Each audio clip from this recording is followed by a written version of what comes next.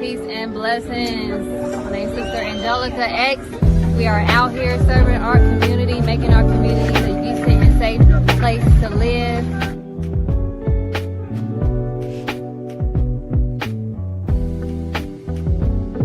Thrive and nurture from A to Z, knowing that healing isn't a destination. We gotta remember that.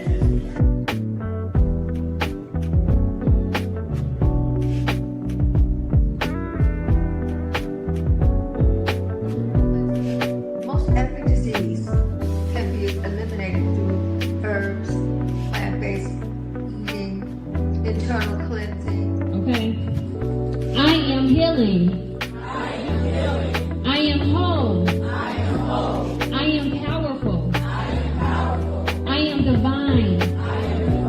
I restore. I rise. I thrive. All right. I love it. And I'll leave you all as I came. Peace and blessings.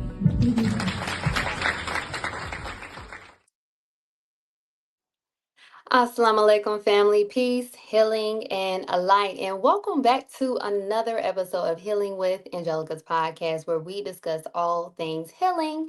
And if you are new to the show, welcome, beautiful souls.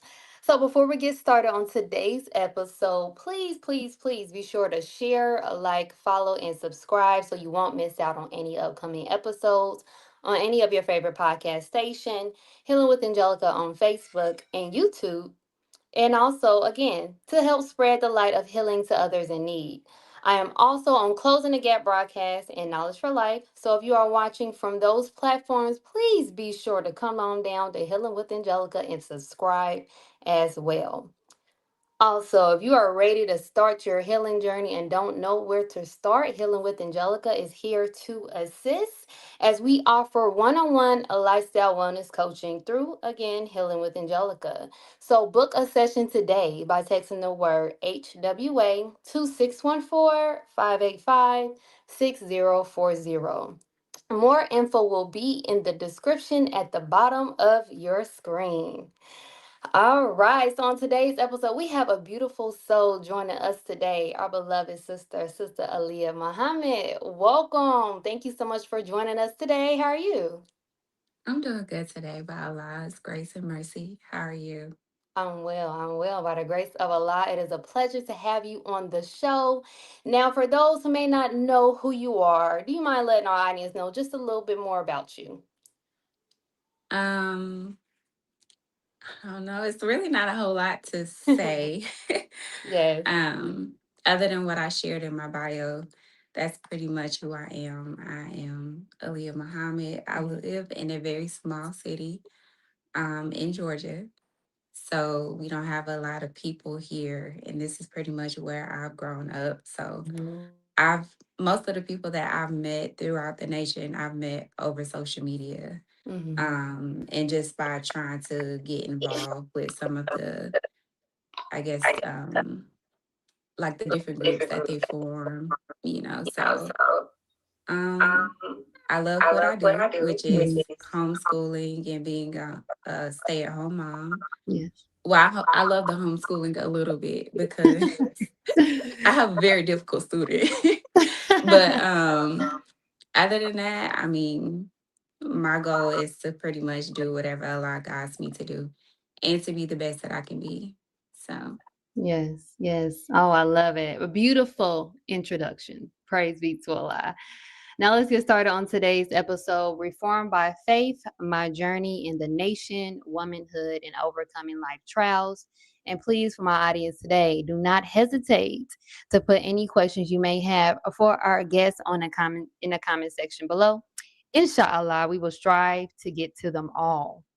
So, in this episode, again, with Reformed by Faith, My Journey in the Nation, Womanhood, and Overcoming Life Trials, we are joined by our beloved sister, Aleah Muhammad, as she shares her personal journey of faith, finding purpose, embracing womanhood, and navigating the many trials life can bring. This conversation is one of strength, resilience, healing, and the power of trusting God through every season. If you have ever faced challenges, search for direction, or needed encouragement to keep going, this episode is just for you. Get ready for an upliftment, honest discussion that will leave you empowered and inspired. All right, Sister Leah. So I want to just go ahead and just kind of start from the basis of everything, right? Do you mind just sharing with us a little bit about your journey in the Nation of Islam and what it means to your life?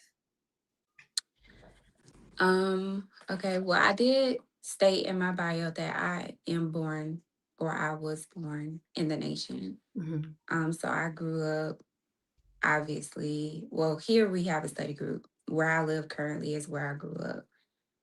So we have a study group here. And again, very small. We didn't have a lot of children, but we've had children. And I went to, we don't have like a MUI, things like that. I went to public school pretty much under the care of my parents and learning more about, not I won't say learning more, but learning about Islam and being able to uh, have an understanding about it. It was very much so a Muslim home. You get older and going to public schools, you become under influence, unfortunately, especially when you don't have a strong um, influence, like mosque influence for the youth being here. We haven't, not having a lot of young people, not having a lot of youthful presence, you eventually kind of start to gravitate towards some of the other influence of youth that you are surrounded around.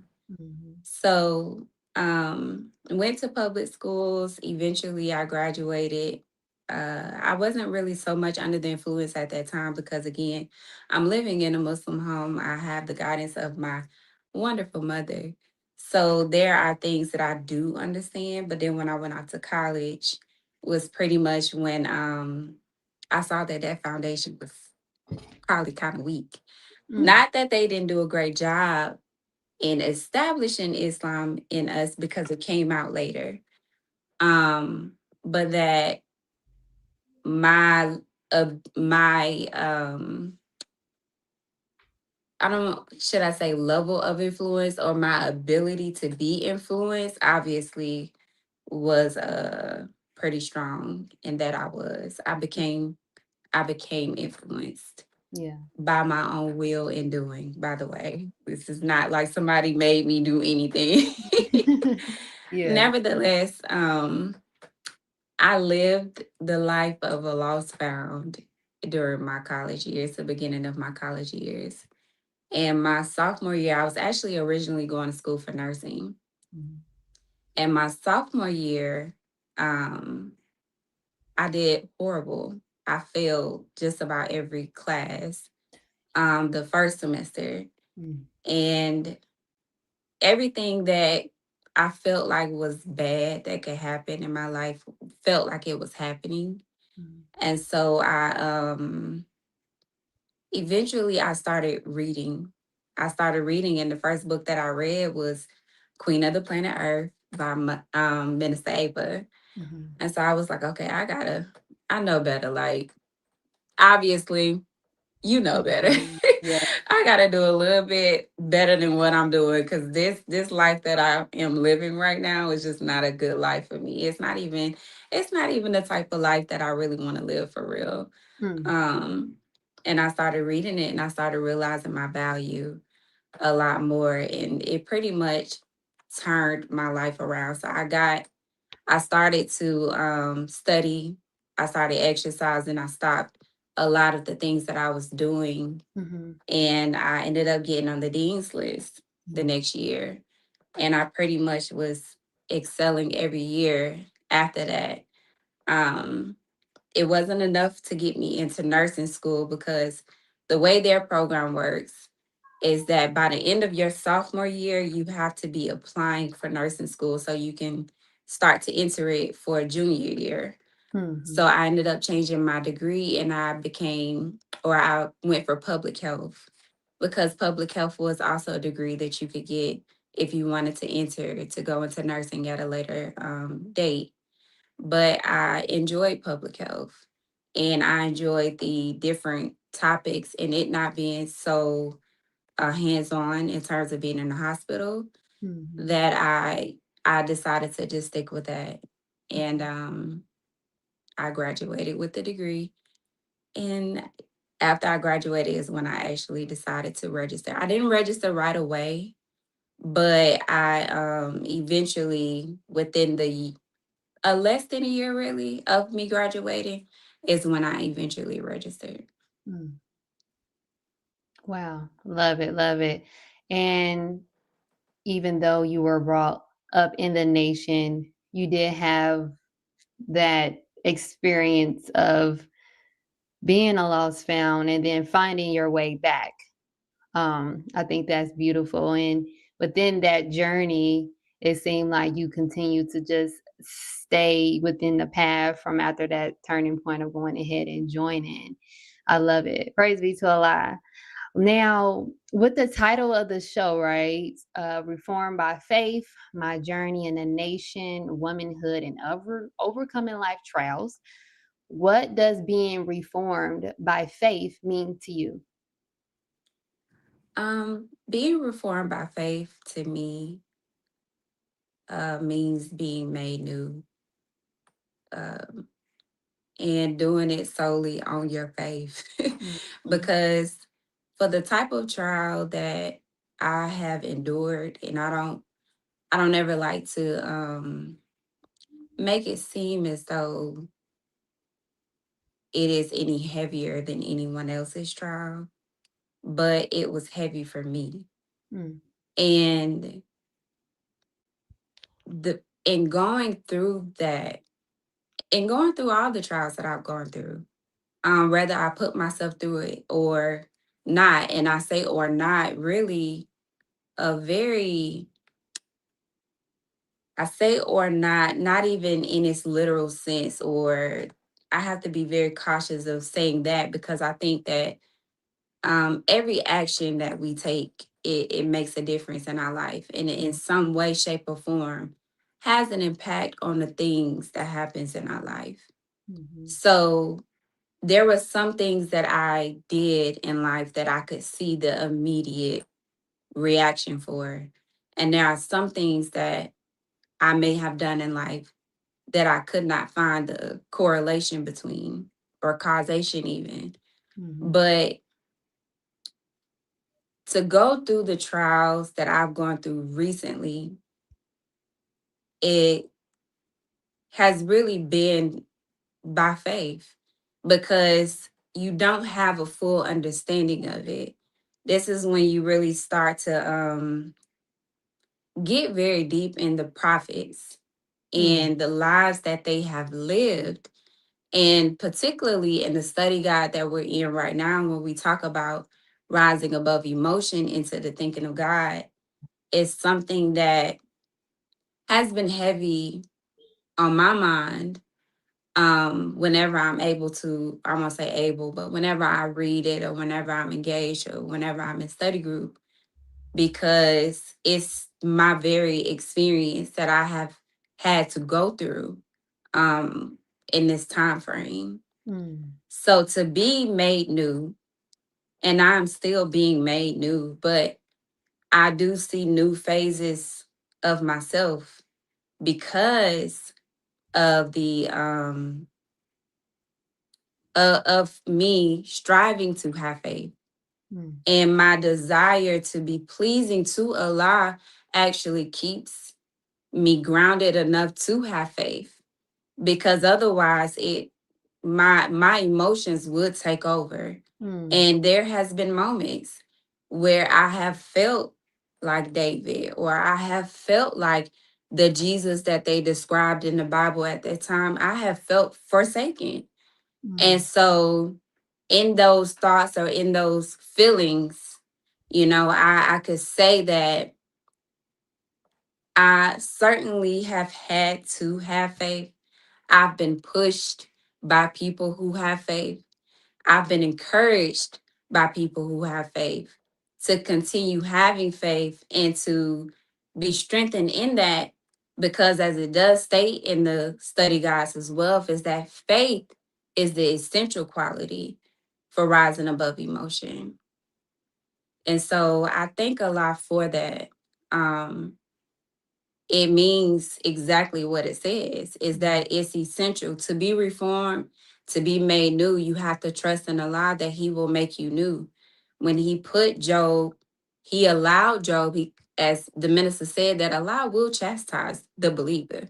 Mm. You know, He will allow things and trials to come up for the believer.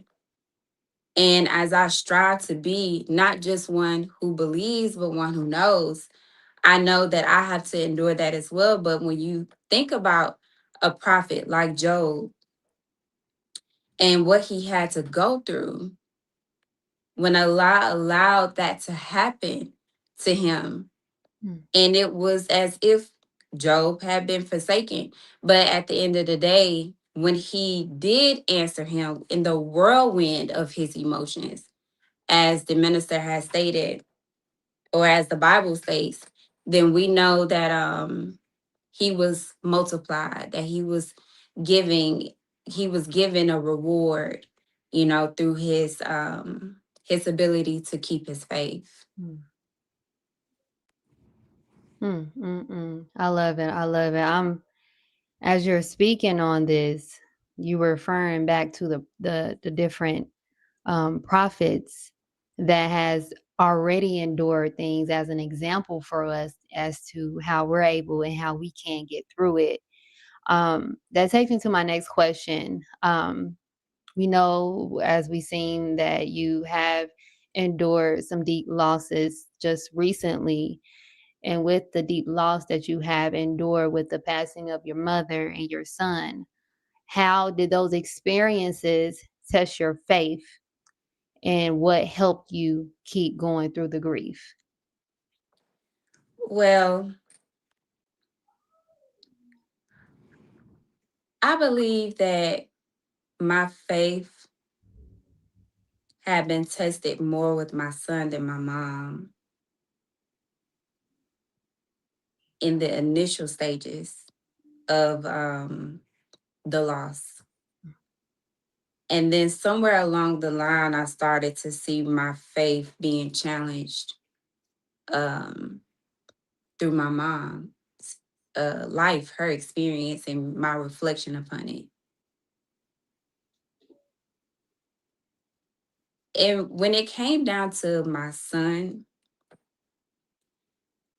we had been having some experiences with him, challenges with his health. It was very unknown to us as to why those challenges existed, because I mean he took every test that they knew to take, and nothing showed a child that was sickly. Mm. Um, we really had no idea at first. We was talking to doctors in the nation, and we were talking to obviously the doctors at the hospitals. Um they were so puzzled by it. They even wanted to send us to uh it wasn't Harvard. It was another one of those hospitals that do research and stuff like that. But we didn't want our child to be a guinea pig per Mm. se. Yes. But we weren't extremely closed down to it. We just didn't know enough about it Mm. at the time. He took genetic tests. He took every medical test that we could find, and nothing really showed a sickly child. His tests were coming back as though he was fine. Mm. There was no real underlying illness or cause for his hospital stays. So I was praying to a lot about it. I spoke to a few doctors in the nation, but one of the recommendations gave me a sister who gave us something that actually did help him. Um, and for about a year, I mean, he transitioned at 2 years. Mm. So the first year of his life was when we dealt with most of those challenges. But towards the second year of his life, when he was about 11 months or so, we began doing the things that she recommended, and he was fine. You know, he seemed fine. He Mm. uh he was healthy overall, quote unquote. I was very strict in the diet. I was very strict in the foods. We didn't really eat out. Um, and I was just striving. I can't say nothing that I did was perfect because it wasn't. And I was still learning a lot. I was learning what he couldn't eat. I was learning what, just different things like that. So, um, and all the time I'm going to school. I'm helping to care for my mom who was living with me at that time, helping my dad doing the things. And I'm taking care of another child, homeschooling. And at that time, I was actually pregnant. So I felt like I was doing a lot. And I felt like I was doing enough that when I'm praying to Allah, I'm like, send me some help. like, like, now I know I'm going into the schools as Yeah. well. I'm trying to help any call that any person asks me to do, helping with the study group, anything. In my mind, I'm thinking like, I need some help. Like, send me some help, give me something. And for a little while, I did. I had a sister who came and she helped me for as long as she could, and it didn't last that long, but um it lasted for a period, and I Mm. thank the Lord for that. But after that, I still needed help and I just didn't feel like I was getting it. And so when fast forwarding all this time after I had the baby, I'm still homeschooling, I'm still helping to take care of my mom. He starts to get sick again. Mm. And I'm crying out for help then because I'm finishing school, I'm doing all these things. And then I didn't feel like I could hear anything. Mm. I didn't feel like I could hear Allah even talking to me, where there was a time, there were moments like when I would ask for help, I would say, Allah, if you won't send me help, strengthen me, like Mm. expand my breast so that I can handle this. And I felt like that's exactly what he did. Mm. I got stronger. I got more organized. I got whatever it took that I needed to do, I did it with his help so that I could handle what was being placed on me. But around the time when he got sick again and he ended up passing, I felt like my faith was being very challenged because again, I didn't feel like I had been hearing him. Mm. I didn't feel like I had been getting any response from him, any answer or it was like it just felt silent, Mm. you know? And so I was like, wow, I honestly couldn't even really believe that he transitioned, and it happened so fast. Mm. It really did because he went that time without getting sick. Then he got sick again. He did not it wasn't the first hospital stay after that. And then eventually he got sick again, and around that time was when he ended up transitioning. So yes, my faith was challenged because not only did I feel like I didn't really hear a lot, sometime after that, to some degree, I can't say that I didn't hear him. I Mm. couldn't hear him in my thoughts or like in terms of my prayers. Um, but there were certain things that were happening that let me know he was with us. Mm. But even still, in that, I was struggling getting past the fact that he transitioned. Mm. And I had been praying to Allah for his help. And it felt as though the help that he was giving me was to take him away. And that didn't feel like help to me. Mm. So I was not so clear on that, you know. I didn't feel very assured or confident or how to see that.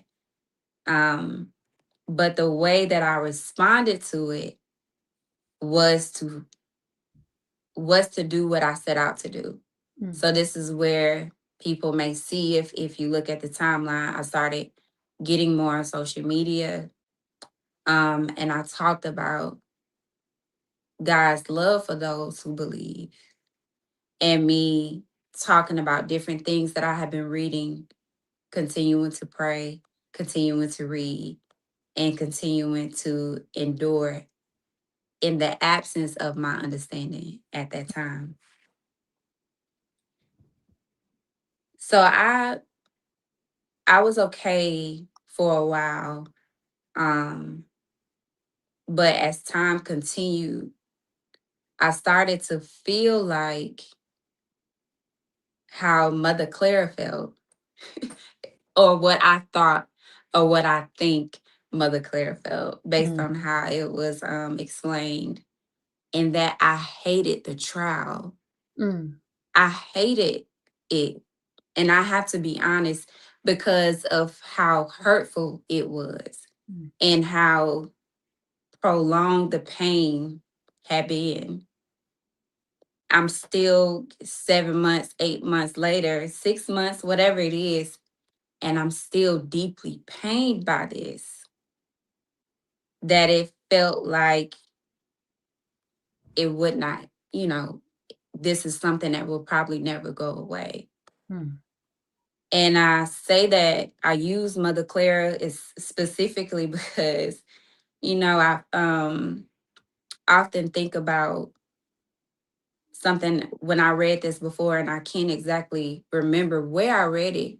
But when the minister said, or maybe I heard the minister say this during a lecture, that the Most Honorable Elijah Muhammad cried. He wept and he told her at her death that Allah says you did not have to die. Mm. And so I saw myself, eventually, I actually saw myself getting sick. Mm. I wasn't feeling the same vibrancy. I actually felt like a little sickness Mm. coming, because if we're not careful, the things that we feel, our emotion of it all, the thoughts that we have. I wasn't having thoughts of like, I hate a lie, I hate this, but we we unknowingly say things like that without Mm. saying it, based on the fact of me saying like, I hate what you did. I didn't want to say that. I didn't want to feel like that. Yeah. And I did seek Allah's forgiveness for it. But in my honesty, I have to say that there was a time when I did feel that.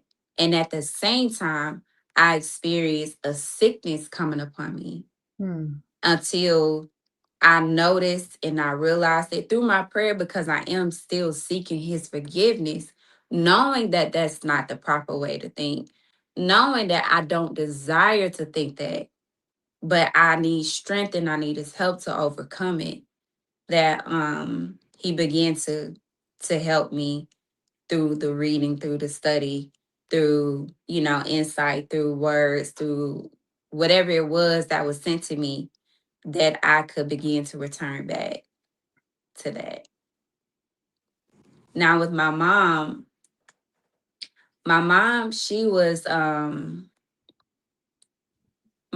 was 19. She worked at this plant, and she ended up later on contracting. It was a chemical plant. She contracted this illness from it. She contracted the metal that was inside of her body, but it attached itself to her lungs. There were Mm. different people who were affected. and it affected them in different ways. Some people had it attached to their brain. It just depends on how it um, responded or how it did inside of the body. But my mom's illness, her metal that she contracted from the chemical plant, it attached to her lungs. Mm. So it was breaking down her lungs over a time period. Um, I watched my mom suffer for a lot of my life, at least half of it, more than half of it, because I was 8 and 9 when we first started to really see um, the effects and know what was going on with my mom. And I believe she had known even prior to that. But as mothers and parents do, we hide things from our children. We don't want them to worry. But when it got to a point that she couldn't hide it, we were staying with other parents. We were having to do a lot where we couldn't really be at home. It was a lot of different things that was happening at that time. Mm. I didn't feel I didn't struggle as much with my mom because I knew my mom, Mm-hmm. and me and my mom, we talked. We had a great relationship. For a long time, she was probably one of my only sisters in faith because here, in a small area, a lot of the sisters being older, uh, that she was my sis. Like that was somebody I could talk to about the teachings, whatever it was. And even after Khalil's, which is my son's name, transition, my mama said that Allah is still God and he is Master Farad Muhammad. Mm-hmm. And he's going to be that no matter what. And we have faith in him that whatever this is and whatever reason that it is for good. So up until that point, and even at her death, although I did not get a chance to speak to her that day, my feelings and my thoughts is that Mm. of her, that even in her struggle, she has never, and I can't say what she thought, but I know her words didn't depict that. I know her actions didn't say that. She never stopped giving charity. She didn't stop trying to do and work and be someone who helped with the cause. So for that reason, I couldn't struggle too much with my faith of my mom, even though I did not fully understand certain things. There's a greater understanding of it, and most of it comes from her example and her mindset that she took and that she took up until the end, from what I know. Whew. Beautiful. I needed a little moment. Um, and before I continue my condolences to you and your family with the loss of your son and mother. Um, Me personally, I immediately just started crying when I seen that. I had my own experience of losing a child. So when I see another woman having to endure that experience, I immediately felt that. Um, and it's definitely a journey in getting through the different type of emotions of grief that happens. Um, I know I was at a point to where I went through a lot of different emotions. I was upset, I was angry, and this was before I came into the Nation of Islam. But it wasn't until I came into the Nation of Islam, minding you, this is 6 years later. Oh my God, my son would have been 10. So what, 10 years later, it's not until around this time now that I realized why things had to happen the way it did. And we don't know what Allah has in store for us, um, especially in those moments when we lose someone very, very dear to us. But I can definitely say through time and as I'm listening to your story and your journey and you know, having to endure different experiences of emotions, um, it's not nothing but a lie that is guiding you through this. And it Yes, was ma'am. but it's nothing but a lie that made me realize that I was just a steward over my child and he didn't belong to me. So having to accept that made me be able to come to a space of peace.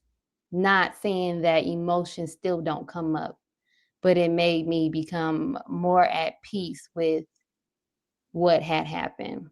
So I really wanted to um, just hear your story and your journey since that deep loss with your son and your mother, because I always want to know, like, how is she getting through this? What are you doing? Like, how are you keeping up? Because we don't see what happens behind closed door. We don't see, you know, the tears at night, the crying, the memories, right? But it's like even after that, you still have that strength to wake up, to get up, to still be there for your other children, you know, and your husband, your family. So I just want to say again my condolences, and I continue to pray that Allah continue to strengthen you. So yes, ma'am.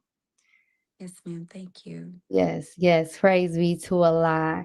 And we're going to go ahead and go for a little short break. And I do see that, Sister Aaliyah, you have a question. So we're going to go ahead and get to that question here shortly. So just want to say, if you guys are enjoying this episode just as well as I am, please, please, please, please, please show your support today, okay? By texting the word donate to, let me go back down because I changed the number to okay 614-585-6040, or check out the donation info on the screen below. All donations will be towards the continuation of Healing with Angelica podcast. I love you all. Now let's get back to today's episode, Reformed by Faith, my journey in the nation, womanhood, and overcoming life trials, with our beloved sister Aleah Muhammad. Praise be to Allah. All right, let's get to this question here. We have a question here from our beloved sister. It's going to be two things that she actually posted two things. Give me a moment. Okay. She said, we have Sister Anissa for Khan Peace. I hope I said it right, please. Excuse me if I did. Alhamdulillah, Sister Angelica. You have Alhamdulillah, Sister Angelica. You have the name of my great grandmother, Angelica. Wow, praise be to Allah. Please ask our sister Aleah to comment on her experience and commitment to the term forgiveness and how it applies to the foundation of healing amongst us, particularly among family members. Thank you. And I can keep it up on the screen for you. Yes, ma'am.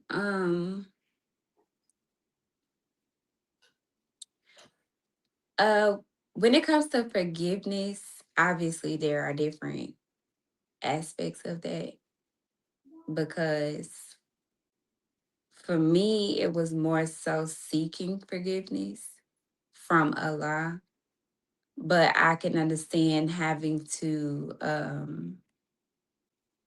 seek forgiveness amongst one another. And because of the topic in which we're discussing today, I will say that I haven't really had to, just speaking of my own personal experience, and inshallah, I'll be able to answer this sister's question. But I haven't really had to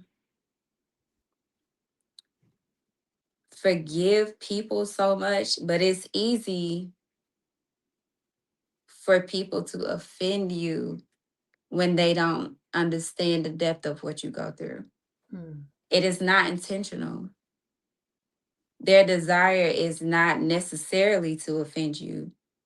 But when the minister talks about, I won't even say, I don't, when the minister talks about the teachings in general, when we get into the depth of the Black family, particularly, Mm.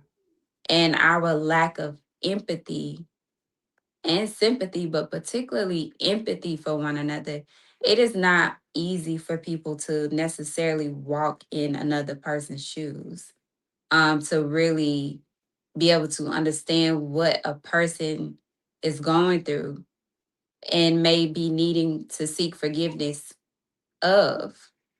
Um, so in an offense, I think first in terms of wanting to get forgiveness Mm. or to have it, when I say get it, mean that you can be looking to receive it from someone and that you offended them or that they may have offended you.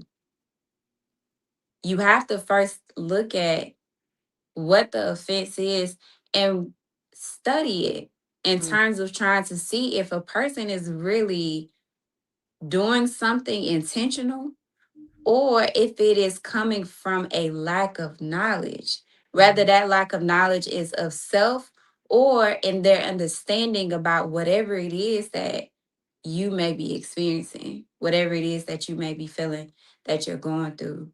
Um, and they have offended you in it. There are situations and things that may have happened during the time of what I have experienced that if I was of that mind, Mm. I would have been offended.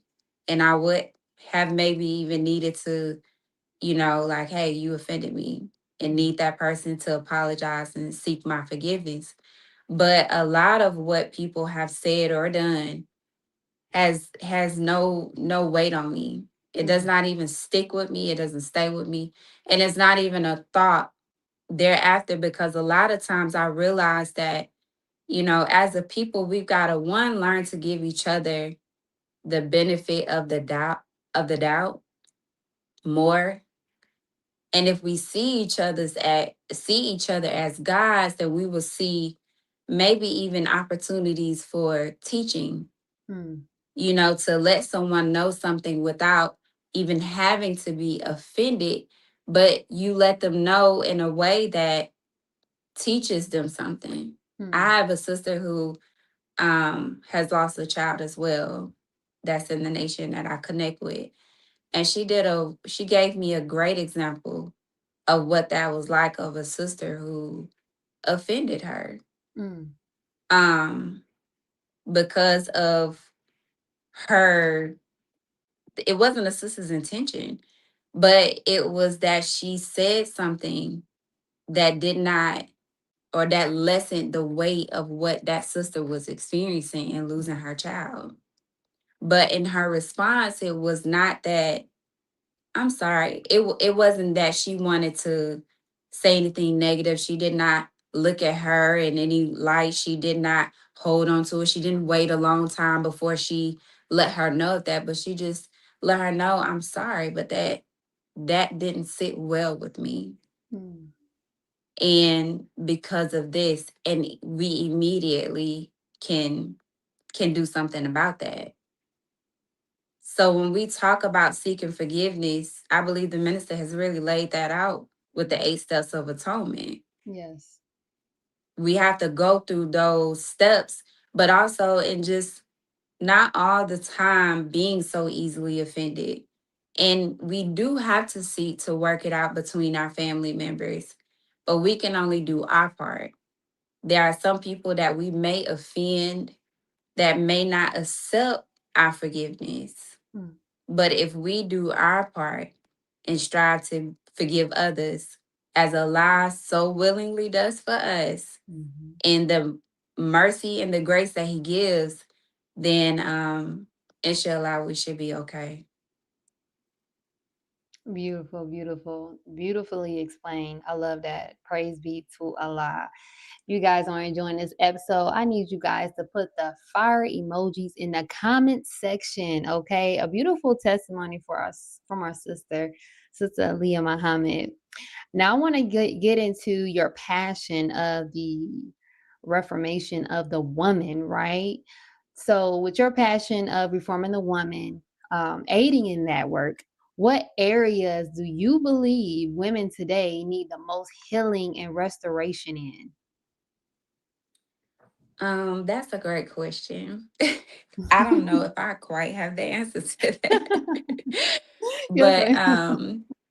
when I go into the schools and I go mostly, excuse me, amongst high school girls. Mm, And there's a lot of different things that they are faced with.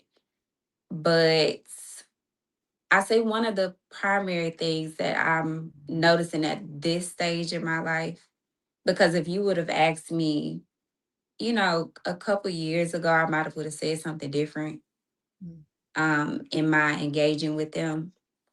But one of the things that I'm really, really noticing is that they often don't have good relations with the adults in their lives, mm, with their mothers, with sometimes with the fathers, but a lot of times it's mothers in particular. They don't have very good relations. And how they see the women in their lives makes a difference. mm, It makes a world of a difference because the what I see happen is that one or two things. Either they're going to model themselves after them, even though they may say, I hate that she does this, or I don't like her, I don't like, but they still fall into that cycle of modeling what these women do, or they rebel so hard against it that they mm, try to do and be different. But it often leads them to be under the influence of other girls and other women. And unfortunately for us, a lot of the times that is what we see on social media. mm, So I would say, I would say really um, closing the gap and improving the relations that they have with the adults that they have in their life, particularly their mothers. mm, And that also includes improving how they see themselves, because sometimes how they see themselves is in light of that as well. So that would be my answer today. Beautiful, beautiful. And I can bear witness to it. I work with I work with just youth in general, from the women and the younger men in their relationship. There's a they call it like a generational gap, um, to where they don't feel understood or heard by adults, and even their own, mother or father at a point of, in a point of time, which is causing a lack of understanding for them to be able to vent and to pour out. And then, as you spoke, unfortunately, you didn't say this in particular, but when we see that, they end up turning into different types of behaviors, right? Mhm. So, whew, we got some work to do. That makes me Yes. go into my next question. I'm kind of glad, like, that kind of went into the next question. I want to talk about just like family and unity. Where did that question go? Hold on, wait, you guys. It was right in front of my face. Hold on, wait. Okay, right. Here we go. So, even based off what you just said, in your opinion, what roles does home play in rebuilding our community and nation? Um, the home. What did Sister Cadetta say? Because I know Okay. she got on here and she was teaching about that, right? But the home is the foundation of it all. Mhm, It is the key. I've read of few books by Dr. Jawanza Kunjufu. He's Mm, a Black scholar in our community, and he studies um, Black relations. I like his books, particularly about children. But and I've read a lot of other books, but I'm gonna lift his up particularly because he's very key on that mm, about the home and the foundation of the home. But even just not even, you know, saying what he said, but just saying what we've already been taught and mm, what we specifically as MGT are taught. We're not given 7 units that we are to do at home for no reason. It's mhm, a 7 unit of foundational training for us, but also for the child mm, and for the husband. Because me and my husband, we discuss different things all the time, but you know, more recently, I'm even understanding the importance of his role in the home as the head in our communication. We mm, have to, like, we got to be on point with communication because when we don't talk and I don't know what he's doing and I don't know what's going on, like, it's a lot of confusion for mhm, me. So, the home, especially when we look at our brothers and sisters in the communities, we see a lot of times that the there's no it's not an ideal foundation that they get. I come in contact with or if I hear about it even through my husband and the work that they excuse me that they do in the community. um these children do not they don't male and female, they really don't have good relations like they should with their parents. mm, And there's a reason for that, as we were discussing, because the home foundation, the home environment is just not one of of peace. yes. It's not one of comfort. It's not one of safety. It's not one of to give someone a rooted foundation to help them to develop and grow. You don't see that happening as much. That's why we were given what we were given because we had to make sure that happens. Mhm, If these children don't grow up in the right environment, then we see what we see and we don't have good men and women to make good husbands and wives. mm, So the foundation of the family is broken out automatically just right there because they're growing up and they're automatically knowing that this is what I'm supposed to do. This is what I'm supposed to be. All right, give us a moment, you guys. You know how technical difficulties work, right? Give our sister a moment. My apologies. I was getting a call. You're fine. Can you hear me? Yes, perfect. Yes. I can't hear you. Oh, you can't hear me no more? I can't hear you, but I can hear you. You said you can hear me. I can hear you. Okay. You can't hear Let me me? see. You're probably Mhm. Did you speak? hello? Hello? I Hold can't on, hear wait. you. I'm Give me a sorry. moment, you guys. Would you like me to continue answering the question? I could wait a moment as well. Okay. I sent you a message. Okay. Exit and come back if you can't hear me.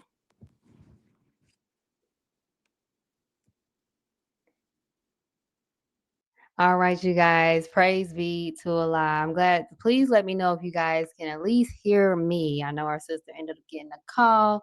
You guys know how that works. Okay, she's coming back. That was quick. Let me see. I can hear you. You can hear me now? Hmm. Ah, praise be to Allah. Yes, ma'am. I Okay. apologize. No, you're fine. You're fine. Yes, you can Um, but send. I feel I essentially I said it all. The importance of the home when it comes down to um what was the question? I'm sorry. The establishment of Yeah, basically, Mm. building a how home plays a role in rebuilding a community and nation. Yeah. Mhm. To build a community, you got to build people first. And in order for us to be built, it definitely starts at home. The mother is the first teacher. So whatever we learn from the woman is essentially what we learn about ourselves. Mm. And I brought up Brother Jawaza Kunjufu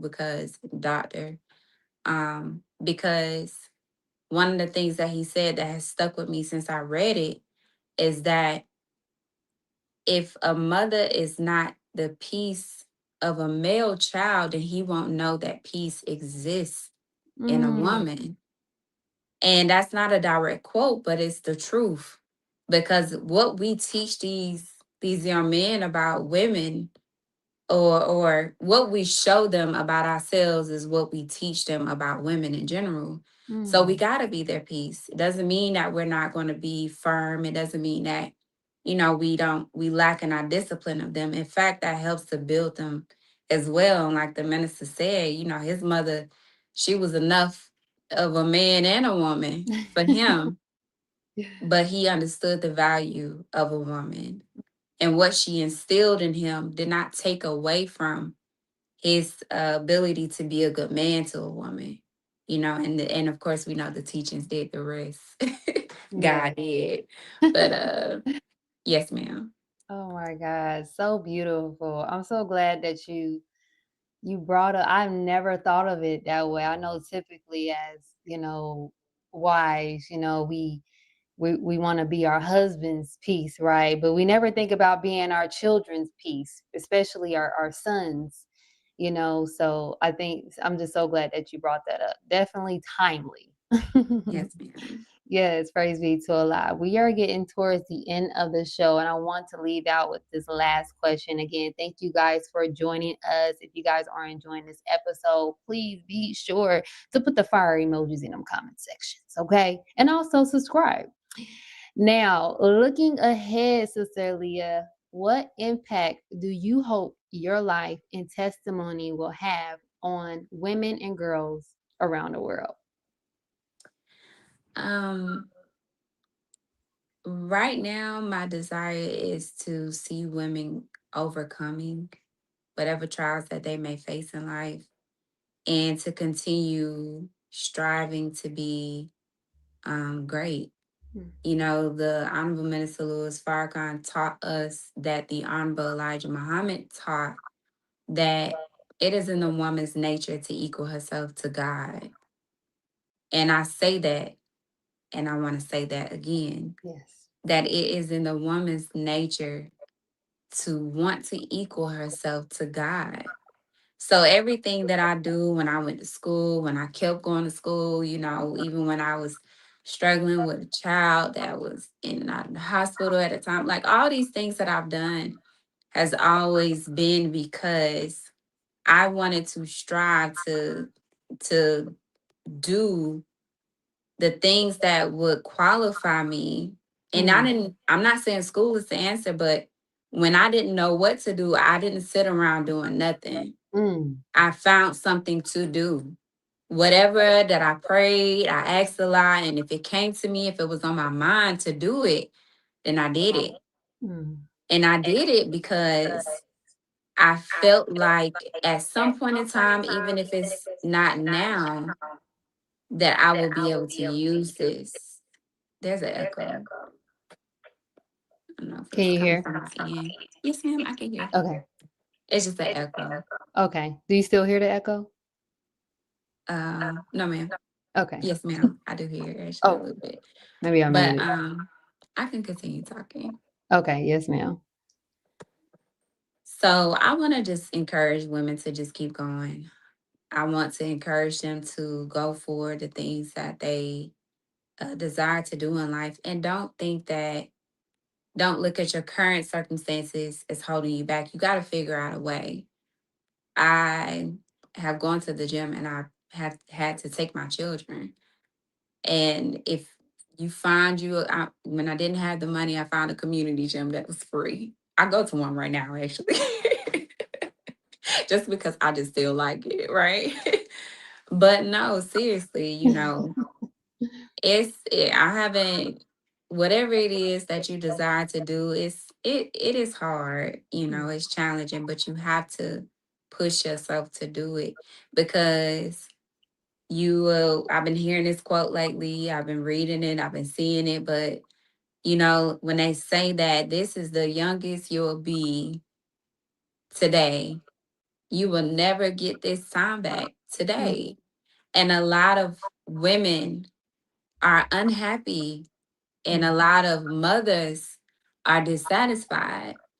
And a lot of that just boils down to the fact that we don't feel fulfilled, mm, and anytime if I start feeling like that, I know that it's because either I'm lacking in my duty mm, to Allah or to myself.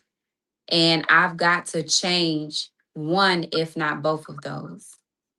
So, yes, ma'am. Beautiful, beautiful words of wisdom. I love that. Praise be to Allah.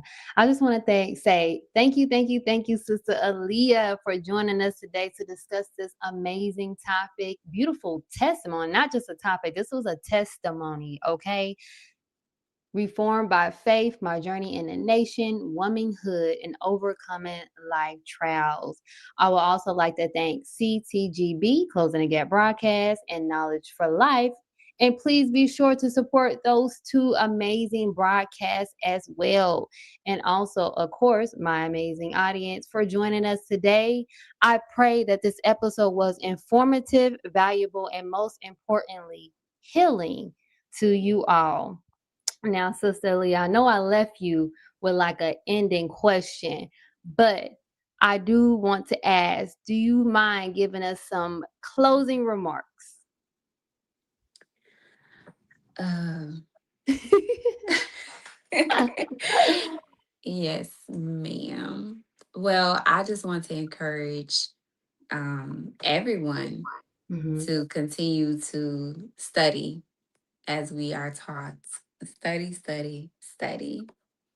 And to really work on rising above emotion into the thinking of God. Now, I'm not telling that to anybody as though I don't have a lot of work to do myself. It is an absolute struggle, and it is difficult whenever you go through struggles, whenever you go through trials that seem unbearable, mm, as we are taught, particularly in the study guide. And for those who are in the nation who read the study guide, and even if you are not really taking, you know, what you can learn from the prophets and in the Bible, excuse me, particularly because the examples that we've been given in the study guide centers around them. It mm, centers around those prophets being the example. And each one of them shows us different aspects of God. It mm, shows us who Allah is and how he works. And I have the book open. I haven't looked at it. But and when I was looking at it, well, I haven't looked at it since we've started, but when I was looking at it, and the minister talked about Job specifically, after all that he went through,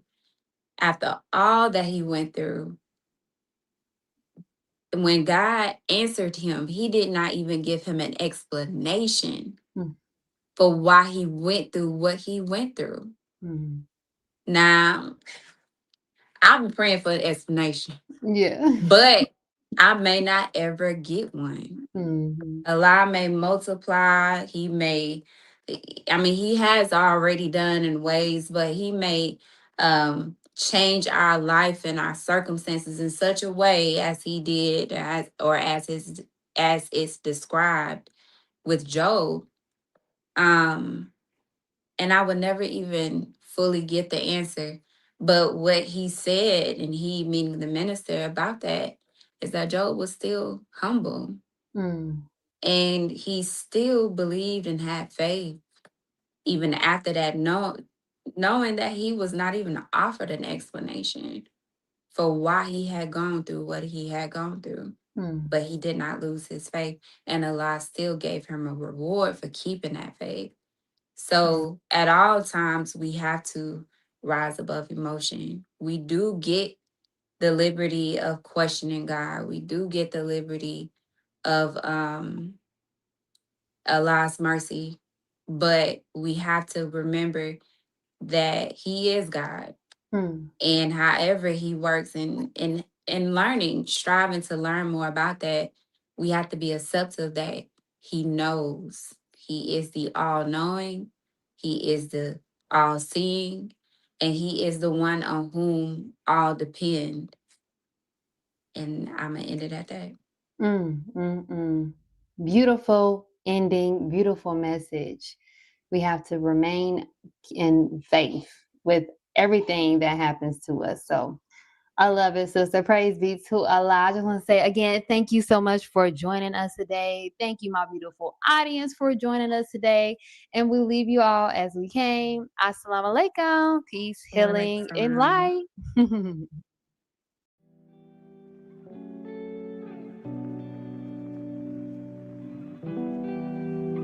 Peace and blessings. My name is Sister Angelica X. We are out here serving our community, making our community a decent and safe place to live.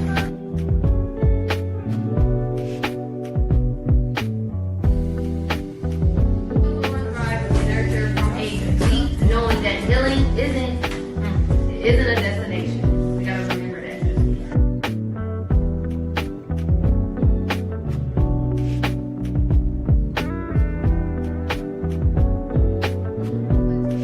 Most every disease can be eliminated through herbs, plant-based eating, internal cleansing. Okay. I am healing. I am whole. I am powerful. I am divine. I restore. I rise. I thrive. All right. I love it. And I leave you all as I came. Peace and blessings.